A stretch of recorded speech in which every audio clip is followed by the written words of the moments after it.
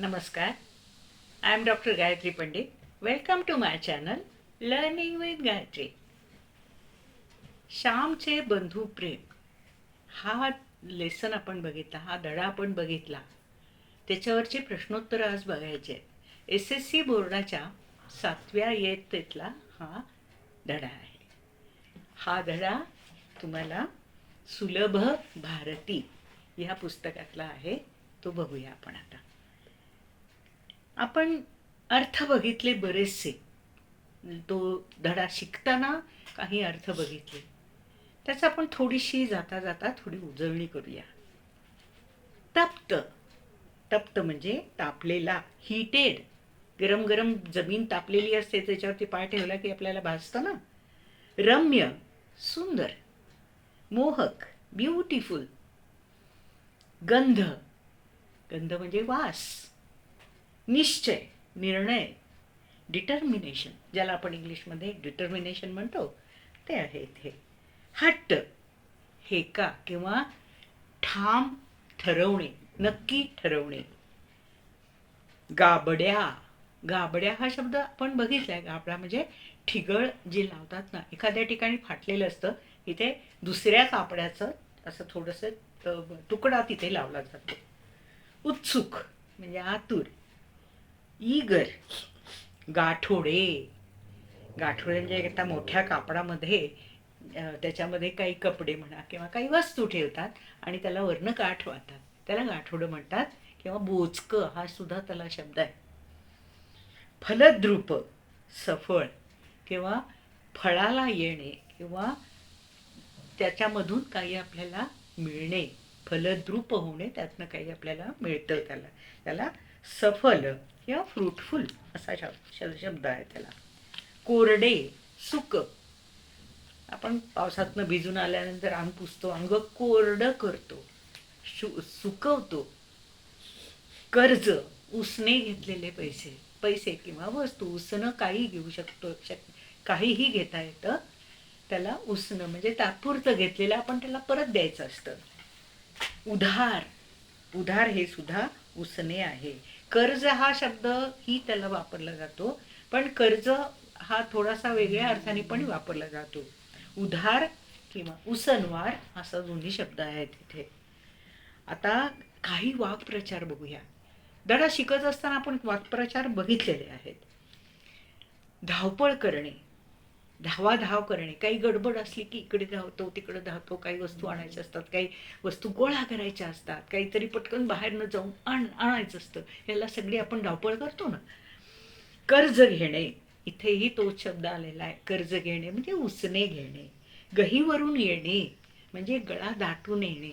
थोडंसं रडू येण्याच्या आधीची स्टेज आहे. थोडंसं गळा दाटून येतो, आपल्याला वाईट वाटतं किंवा आनंद होतो, दोन्ही वेळेला गळा दाटून येतो.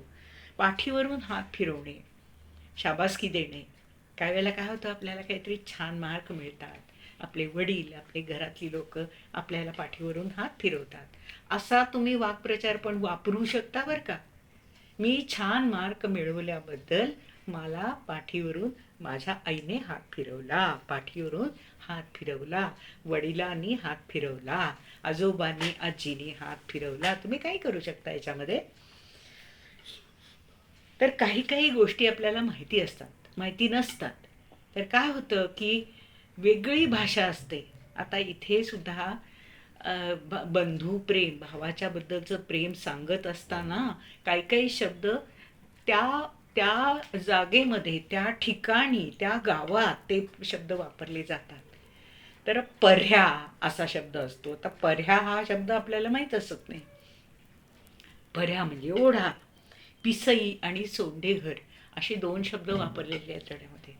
तर त्या ठिकाणी ओढा आहे, पाण्याचा प्रवाह आहे. ओढ्याला प्रवाह असा सुद्धा शब्द आहे. ओढा किंवा प्रवाह, त्या त्या गावामध्ये तो ओढा आहे, तो प्रवाह आहे. आणा दोन आणे, हे तुम्ही ऐकले असतील शब्द तुमच्या आजी आजोबांच्याकडून किंवा जुन्या माणसांकडून किंवा जुन्या पुस्तकामधून सुद्धा वाचले असतील. आणा दोन आणे. आता कसे आपण पैसे रुपये वापरतो ना, तसं त्यावेळेला आणा आणि रुपया असे शब्द वापरले जातात, जे नाण्यासाठी असायचे. 1 आणा, 2 आणे, 4 आणे, 12 आणे, 16 आणे. 16 आणे म्हणजे 1 रुपया. संध्या करणे.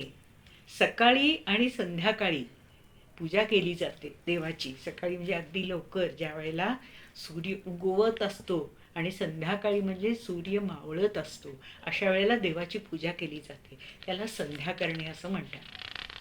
त्याचे काही छोटे छोटे मंत्र असतात. ते मंत्रानुसार तिथे त्यांना, देवाला आपण पाणी देतो, देवाला आपण अक्षता वाहतो.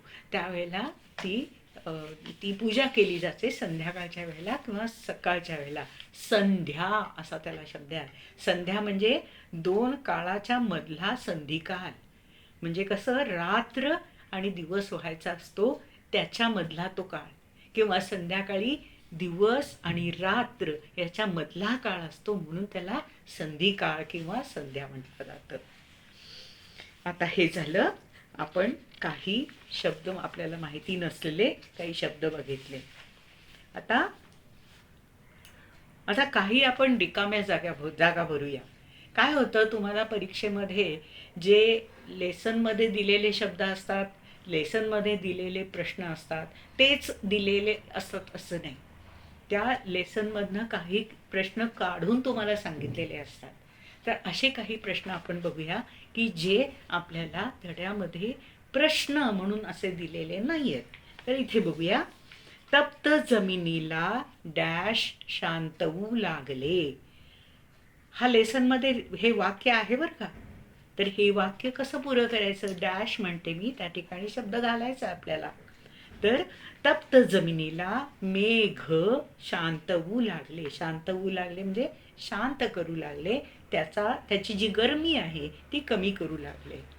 थंडीच्या दिवसात डॅश चौघडी करून गळ्याशी बांधून शाळेत जायचे. थंडीच्या दिवसात त्यांना काही मिळायचं नाही, गरम मफलर किंवा कोट, गरम कोट असं मिळत नव्हतं त्यावेळेला त्यांना. तर त्यावेळेला ते काय करायचे, तर धोतर जे असतं, धोतर तुम्ही बघितलं असेल. धोतर म्हणजे लांब, साधारण 4-1 मीटरचे एक असं मोठं कापड असतं, आणि ते नेसलं जातं. आणि हे धोतर पुरुष लोक हे वापरतात. त्याला धोतर म्हटलं जातं. धोतर अनेक पांढरं असतं जनरली, त्याला काठ असतात, छोटेसे असे अगदी बारीकसे काठ असतात. त्याला काही गोल्डन रंगाचे सुद्धा काठ असतात, वेगळ्या वेगळ्या रंगाचे, लाल असतात, हिरवे असतात, काळे असतात, निळे असतात. तर असे छोटेसे काठ असतात, त्याला धोतर म्हटलं जातं. थंडीच्या दिवसात चौघडी करून गळ्याशी बांधून शाळेत जायचे. कशाची चौघडी, धोतराची चौघडी करून गळ्याशी बांधून शाळेत जायचे. एक डॅश माझ्या पायाजवळून उडी मारून गेली. एक कोण गेली, नानेटी. तुम्हाला माहित आहे हे. पसईचा पर्ह्या डॅश भरून वाहत होता. पसईचा पर्ह्या म्हणजे आपल्याला माहित आहे प्रवाह आहे तो. प्रवाह कसा वाहत होता, दुथडी भरून. दुथडी म्हणजे भरपूर जोरात, दुथडी भरून वाहत होता. डॅश दगड पायांना खुपत होते. कसे टोकदार होते ते दगड, ते नुसते टोकदार नव्हते तर सुयासारखे. तिथे शब्द काय वापरला, सुयासारखे. सुई कशी अशी टोकदार असते ना, ते कुठेही आपल्याला असं जरी केलं तरी टोचते ती. परंतु माझे तिकडे लक्ष नव्हते.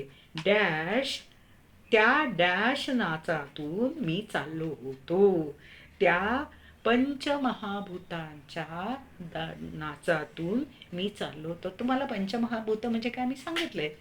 तर हे पंचमहाभूत म्हणजे पाणी, पृथ्वी म्हणजे जमीन, पाणी, आकाश, वारा, हे सगळे पंचमहाभूत आहेत.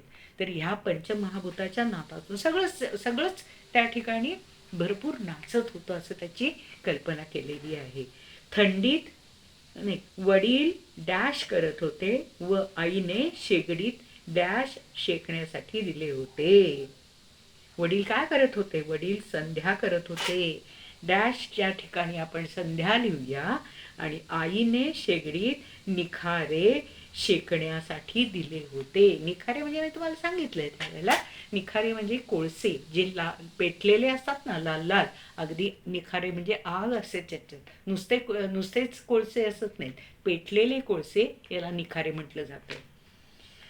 डॅश पर्ह्याला पाणी नव्हते का रे?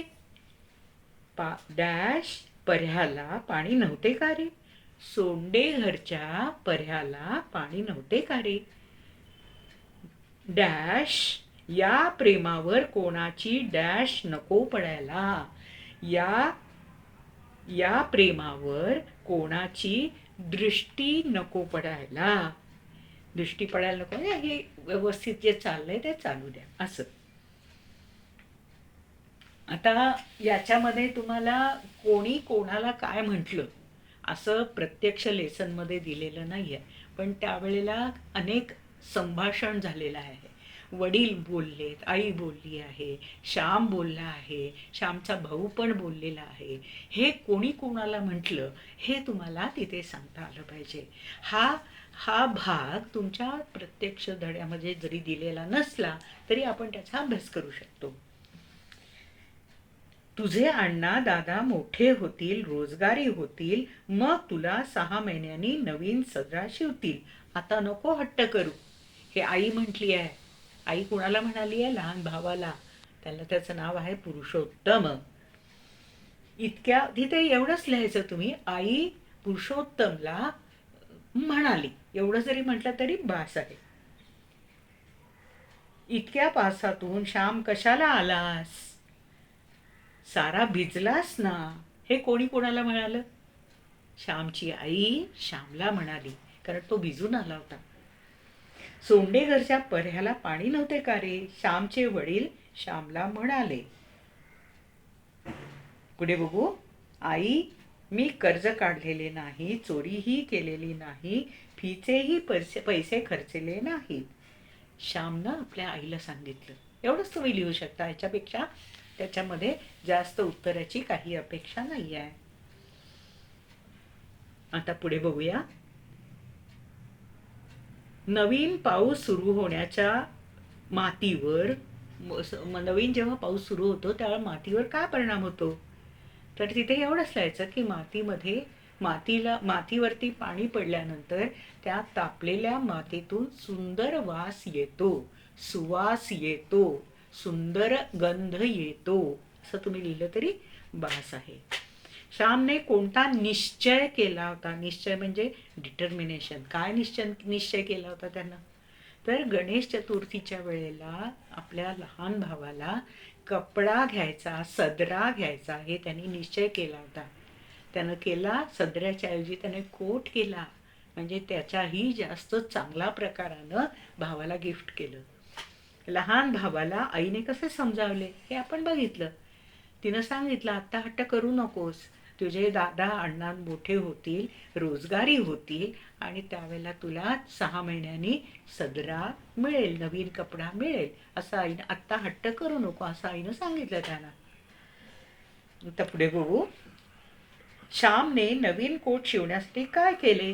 श्यामने, वडील जेव्हा कोर्ट कचेरीला जात असत त्यावेळेला वडील त्याला आणा 2 आणे देत असत, ते त्यांनी साठवले आणि ते पैसे त्यांनी कोट शिवण्यासाठी वापरले. असं त्यानं ते पैसे जमवले. श्यामचे डोळे अश्रूंनी न्हाले होते. का बरं न्हाले होते सांगा बरं? श्यामने बाबांनी दिलेले खाऊचे पैसे साठवून आपल्या लहान भावासाठी कोट शिवून दिला आणि तो त्याला आवडला, आणि त्यामुळं श्यामच्या डोळ्याला आनंदानं अश्रू आले होते. पुढे बघू. पिसईचा पर्ह्या दुथडी भरून वाहत होता. का वाहत होता? जोरात पाऊस आला होता आणि त्यामुळं त्या पाण्याला ओढ होती, खूप पाणी वाहत होतं. हे पिसईचा पर्ह्या जोरात पाण्याचं कारण होतं. आता पुढे बघूया. श्यामला थंडीच्या दिवसात न मिळणाऱ्या गोष्टी कोणत्या? तुम्ही वाचलंय हे. मफलर, म्हणजे मफलर हा गळ्याला गुंडाळतात, गळ्याला गुंडाळल्यानंतर अंगामध्ये चांगली ऊब येते. मफलर जॅकेट जे असतं ते अंगात घातलं जातं, त्यामुळं सुद्धा अंगामध्ये चांगली ऊब येते. आणि गरम कोट हा इथेपर्यंत असतो, पूर्ण हातभर असतो, त्यांना अजूनच ऊब येते. हे कपडे श्यामला कधी मिळत नव्हते. त्याला न मिळणाऱ्या गोष्टी कुठल्या होत्या? मफलर, कोट आणि जॅकेट. श्यामने आणलेला नवीन कोट बघून त्याच्या आई वडिलांच्या मनात निर्माण झालेले प्रश्न कोणते? बघा बरं, आपण वाचलंय हे. काय काय विचारलं त्यांनी? कुणाचं कर्ज काढलंयस का? हा एक प्रश्न होता. किंवा कुणाच्या तरी पैशाला हात लावलास का? चोरी केलीस का? नाही. फीला दिले होते पैसे, ते खर्चलेस का? असे 3 प्रश्न आई वडिलांनी श्यामला विचारले.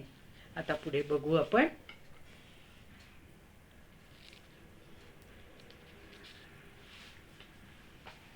आता थोडंसं आपण व्याकरण बघूया. आता काय आहे, आपण वचन बदला, लिंग बदला ह्याचे काही व्हिडिओज केलेले आहेत, तर ते तुम्ही जरूर बघा. त्याच्यामध्ये अनेक प्रकारानं वचन बदललेलं किंवा लिंग बदललेलं त्याच्यामध्ये सांगितलेलं आहे मी, तर ते जरूर बघा. आपण थोडीशी उजळणी करूया इथे. खालील शब्दांचे वचन बदला. कारण काय आहे, हे जे आहेत, हे शब्द तेव्हा ते जेव्हा लेसन मी केला होता त्यावेळेला हे शब्द आलेले नव्हते, त्याच्यामध्ये आपण वेगळे शब्द घेतले होते. तर ह्या शब्दांबद्दल आपण हे वचन बदला असं हे करूया. सुट्टी, सुट्ट्या.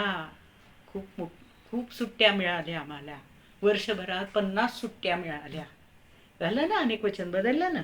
कोट, एक कोट, अनेक कोटच. ते कोट्या किंवा कोटे वगैरे असं होत नाही, त्याचं कोट असंच राहतं. तर सुट्टी, कोट. काय करायचं ह्याच्यासाठी? आपण 1 आणि 2 असं त्याला लावून बघायचं, म्हणजे आपल्याला लगेच लक्षात येतं की 2 असलं तर काय होईल? सुट्टी, 2 सुट्ट्या. 1 कोट, 2 कोटच. नाले. आता इथे नाले हे अनेक वचन दिले, तर इथे एक नाला. वचन काय बदलायचं कसं? सिंग्युलरचं प्लुरल करायचं आणि प्लुरलचं सिंग्युलर करायचं, म्हणजे एक वचनाचं अनेक वचन, अनेक वचनाचं एक वचन करायचं. नाले, नाला. खिसा, खिसे. दोन्ही बाजूला माझ्या कपड्याला 2 खिसे आहेत म्हणतो ना आपण. पुढे बघू. आता आपल्याला क्रियाविशेषण बघायचंय. क्रियाविशेषण म्हणजे काय? आपण काय काय बघितलं आतापर्यंत? नाम, सर्वनाम, विशेषण, क्रियापद हे बघितलं आपण. आता याच्यात काय होतं? नाम किंवा सर्वनाम याच्यामध्ये आपण वापरताना त्याच्यात काही बदल होतो. म्हणजे कसं? आता नाला हे आत्ताच आपण शब्द बघितला, त्याचं अनेक वचन होतं कसं? नाले. बदल झाला. पण तसं क्रिया विशेषण अव्यय हे जे असतं त्याच्यात काही बदल होत नाही. त्यामुळं ह्याला अव्यय असं म्हटलं जातं. अव्यय म्हणजे काहीही बदल न होणे.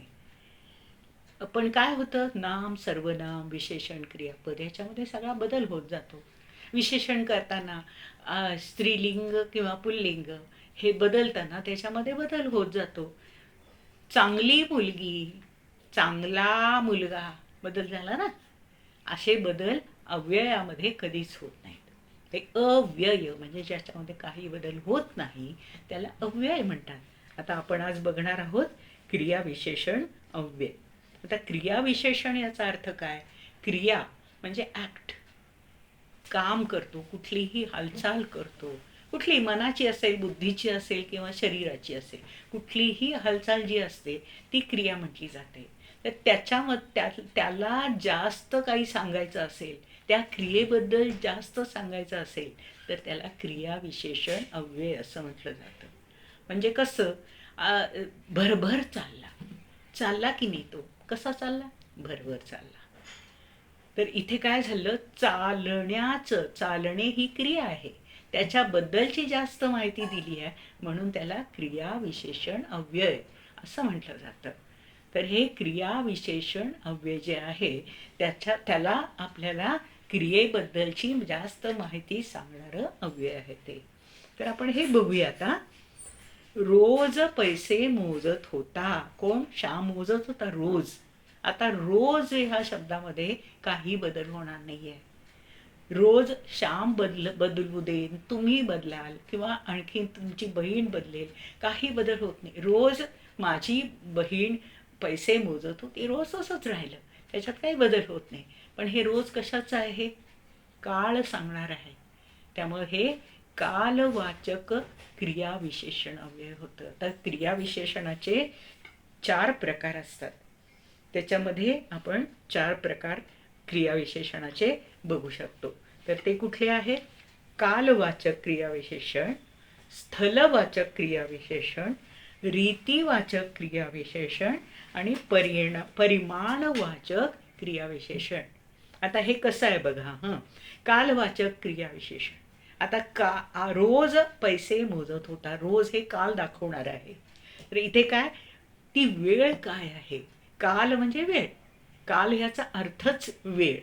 वेळ दाखवणारं जे क्रियाविशेषण असतं त्याला कालवाचक म्हणतात. तर इथे काल मी खेळायला गेलो होतो, मला आज खेळायचं आहे, मी उद्याही खेळायला जाणार आहे. उद्या, आज, काल हे सगळी कालवाचक क्रियाविशेषणं आहेत. स्थळवाचक क्रियाविशेषण बघा. स्थळ म्हणजे जागा, ठिकाण. हे स्थळ किंवा ठिकाण दाखवणारं जेव्हा अव्यय असतं त्यावेळेला त्याला स्थळवाचक क्रियाविशेषण अव्यय असं म्हटलं जातं. सभोवती छान बाग आहे, सभोवती बाग आहे, सभोवती जंगल आहे. आता हे सभोवती काय आहे? ठिकाण आहे, जागा आहे. ही जागेच्या बाबतीत जेव्हा आपण एखादा शब्द वापरतो आणि त्याच्यामध्ये काहीही बदल होत नाही त्याला स्थळवाचक क्रियाविशेषण अव्यय असं म्हणतो. तर आता अजून बघा, रीतिवाचक. हे कसं आहे? रीतिवाचक म्हणजे क्रिया ती कशी घडली. भरभर चालत गेला. आता भरभर कसा गेला? रीती आहे ही, कशी पद्धत आहे त्याची ही बरोबर जाण्याची. आता हे काय आहे? रीतिवाचक क्रियाविशेषण अव्यय. ही क्रिया कशी घडली हे दाखवणारा जो शब्द असतो ज्याच्यामध्ये काहीही बदल होत नाही त्याला रीतिवाचक क्रियाविशेषण असं म्हटलं जातं. आता अजून चौथा जो प्रकार आहे तो परिमाणवाचक संख्यावाचक क्रियाविशेषण. परिमाण म्हणजे संख्या, किती आहेत तुमच्याकडे. काय बरं, गोळ्या किती आहेत? किती? पुष्कळ गोळ्या आहेत. आता पुष्कळ हे काय आहे? रीतिवाचक, संख्यावाचक. आता याच्यामध्ये 50 गोळ्या आहेत, हे सुद्धा तुम्हाला 50 हे सुद्धा परिमाणवाचक किंवा संख्यावाचक क्रियाविशेषण अव्यय आहे. खेळून खेळून तो दमला. आता हा दमला एवढंच म्हणतो आपण, पण इथं जर आपण म्हटला खूप दमला. आता खूप हे काय आहे? परिमाण. खूप दमला, थोडा दमला, जास्त दमला, हे परिमाण दाखवणारं अव्यय आहे. त्यामुळे हे आपले 4 अव्यय झाली कुठली? क्रियाविशेषणाची. एक कालवाचक, दुसरं स्थळवाचक, तिसरं रीतिवाचक आणि चौथं परिमाणवाचक किंवा संख्यावाचक.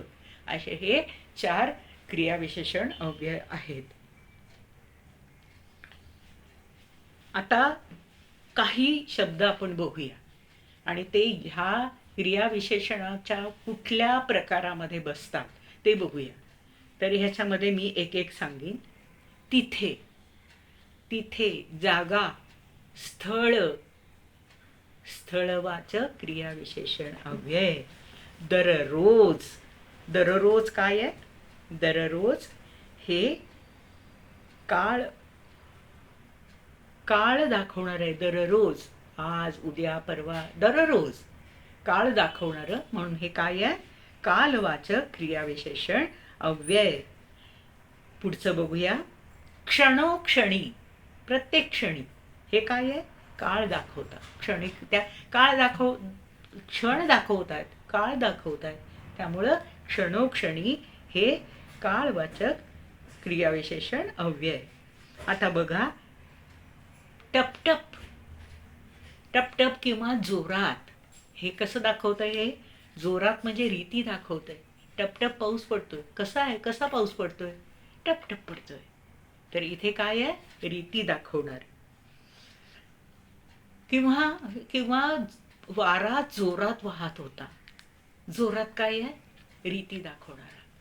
वारा हळूहळू वाहत होता. हळूहळू काय आहे? रीती दाखवणारा आहे. आता बघा अजूनही. हे फूल कसे आहे? कसे हे काय आहे? कसेमध्ये काही बदल होत नाही. कसे, कसे हे परिमाणवाचक आहे. तर हे कसं होतं? झटकन. हे कसं आहे बरं? सांगा बरं. झटकन हे आहे रीतिवाचक. रीतिवाचक, स्थळवाचक, कालवाचक आणि परिमाणवाचक असे आपल्याला 4 प्रकार क्रियाविशेषण अव्ययाचे समजले. आता तर याप्रमाणे आपण हे अभ्यास केला पाहिजे आणि त्याच्यामध्ये हे जे व्याकरणाचे जे भाग आहेत ते आपल्याला समजले पाहिजे. तर हे तुम्ही समजावून घ्या. तुम्ही काय करा, एखादं वाक्य घ्यायचं किंवा एखादा पॅरेग्राफ घ्यायचा आणि त्या पॅरेग्राफमध्ये क्रियाविशेषण अव्यय कुठले आहेत, नाम कुठले आहेत, नामाचा प्रकार त्याचा कुठला आहे, सर्वनाम त्याच्यात आहे का, मग सर्वनाम कुठलं आहे ते त्याच्या खाली हे तुम्ही एका पॅरेग्राफमध्ये हे सगळं तुम्ही अभ्यास करू शकता. तर तुम्हाला आज माझा शिकवणं कसं वाटलं जरूर मला कळवा आणि माझ्या चॅनलला लाईक करा, सबस्क्राईब करा आणि शेअर करा. थँक्यू.